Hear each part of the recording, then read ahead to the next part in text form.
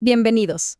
Hoy vamos a analizar cómo, en lo que fue un abrir y cerrar de ojos en términos históricos, los grandes imperios coloniales que dominaban el mundo simplemente se desvanecieron.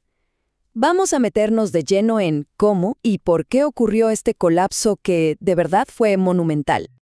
A ver, pensemos en esto por un segundo. En 1945, el mundo estaba gobernado por imperios europeos, pero apenas 25 años después, ¡puf!, ya no existían. Es una de las transformaciones más radicales y rápidas del siglo XX, y nos deja con una pregunta fascinante. ¿Cómo pudo desmoronarse tan rápido un sistema que parecía eterno? Para poder entender cómo algo tan grande se cae, primero hay que tener una idea de qué tan grande era, ¿no? Y no hablamos de un par de territorios por aquí y por allá. Esto era un orden global en toda regla. El control era casi total. Pensemos en el Imperio Británico, donde de verdad, literalmente, nunca se ponía el sol. Se extendía desde la India hasta Nigeria. Francia dominaba zonas enormes de África e Indochina. Y otras potencias como Bélgica, Portugal y Holanda también gobernaban regiones inmensas. El resultado de todo esto es contundente, ¿eh? Más de la mitad de la gente del planeta no era dueña de su propio destino. Vivían bajo un poder extranjero. ¿Y cómo se justificaba todo esto? Porque claro, el colonialismo no se presentaba como una simple conquista, para nada. Se vendía como una misión. El famoso poema de Rudyard Kipling, La carga del hombre blanco, lo resume a la perfección. Es la idea de que los europeos tenían este deber casi sagrado de civilizar a otros pueblos que consideraban inferiores. Pero claro, una cosa es el discurso y otra muy distinta es la realidad. Veamos el caso de la Indochina francesa, que es brutal.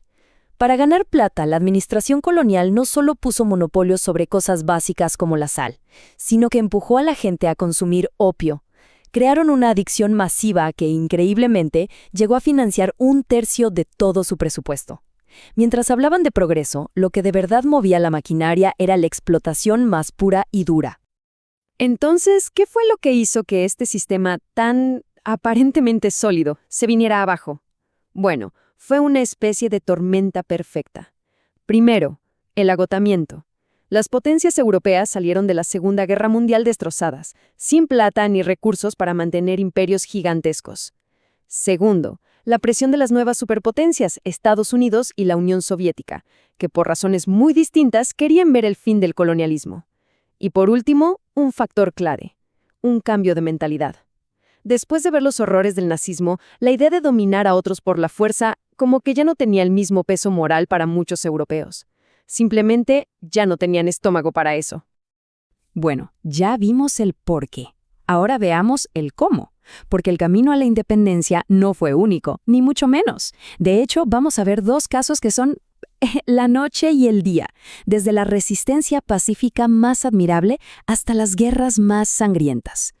En la India, tenemos la figura de Mahatma Gandhi, que desarrolló un método que de verdad fue revolucionario, el Satyagraha. Y ojo, que esto no era quedarse de brazos cruzados, era todo lo contrario. Era una confrontación, pero sin violencia, a través de la desobediencia civil masiva. La estrategia era brillante, porque era moral. Ponía a los británicos en una encrucijada imposible.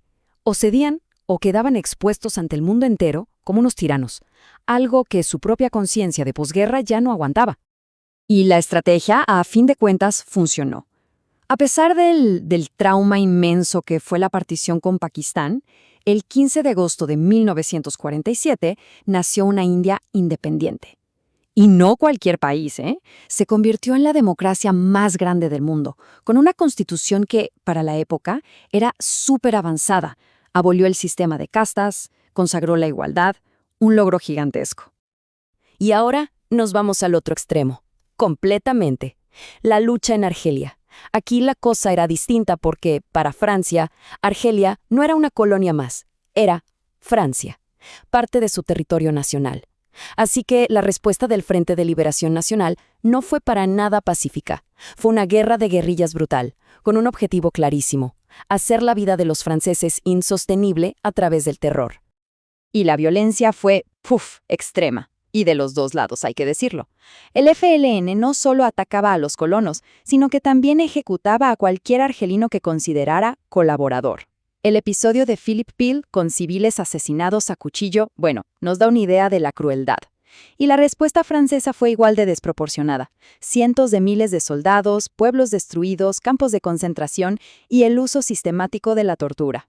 Fue una guerra que dejó heridas profundísimas en ambas sociedades. Y bueno, a medida que estos nuevos países iban naciendo, se encontraban con una sorpresa. El mundo no era libre. De repente, sin quererlo, se convirtieron en fichas de un nuevo juego, de un tablero global mucho más grande, el de la Guerra Fría. La historia de Patrice Lumumba, el primer ministro del Congo, es el ejemplo perfecto y trágico de esta nueva realidad.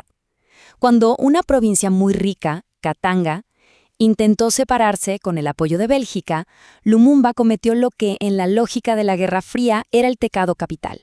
Fue y le pidió ayuda a la Unión Soviética. Y lo que de verdad impacta es lo rápido que pasó todo. En mayo del 60, Lumumba gana las elecciones. En junio, asume el poder. Para septiembre, solo 10 semanas después, lo derrocan con un golpe de Estado apoyado por Occidente. Unos meses más tarde, lo torturan y lo asesinan. Su carrera, su gobierno, su vida, todo se apagó en menos de un año. Su final es tan complejo que deja la puerta abierta a un montón de interpretaciones, y la verdad es que todas tienen algo de cierto. ¿Fue la prueba de lo que pasa cuando un líder desafía a Occidente? ¿O quizás un ejemplo de un gobierno idealista pero con poca cancha? ¿O tal vez fue el resultado de que los belgas se fueron sin dejar a nadie preparado para gobernar? O más simple y más trágico, la historia de un país que se convirtió en un campo de batalla ajeno. En este mundo tan polarizado, con dos bloques que no se podían ni ver, muchas de estas nuevas naciones buscaron una tercera vía. No querían ser satélites ni de Washington ni de Moscú. Querían simplemente forjar su propio camino.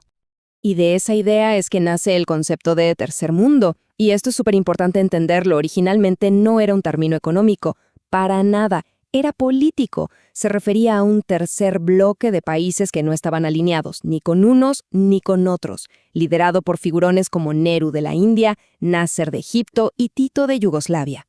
El problema es que, con el tiempo, el término se fue volviendo, increíblemente ambiguo, casi inútil.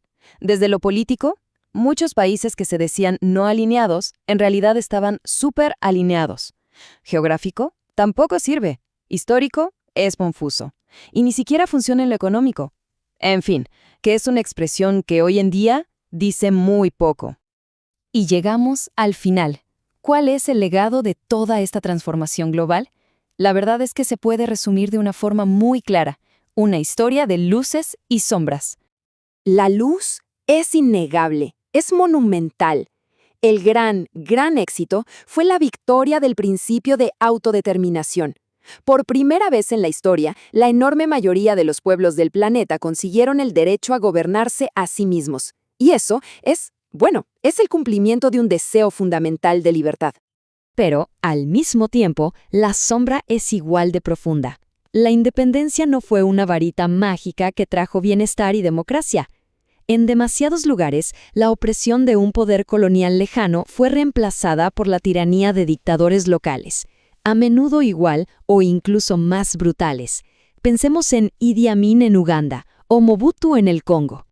La realidad económica es quizás la sombra más oscura de todas. Pensemos en este dato que es demoledor. De los 20 países más pobres del mundo, en términos de ingreso por persona, 19 están en África. El bienestar económico del continente, en líneas generales, ha empeorado desde la independencia. Y si miramos los datos del Índice de Desarrollo Humano de la ONU, el panorama es igual de duro. Ningún país africano está entre los 20 primeros del mundo. Pero si nos vamos al fondo de la lista, 29 de los últimos 31 son africanos. Es una brecha que nos muestra la distancia enorme que hay entre la promesa y la realidad. Así que el legado de la descolonización no es una historia simple de buenos contra malos. Es una realidad súper compleja, llena de triunfos que hay que celebrar y de fracasos trágicos que hay que entender. Y nos deja con esta pregunta del economista Xavier Sala y Martin, que sigue tan vigente hoy como entonces, y que es quizás uno de los mayores desafíos de nuestro tiempo.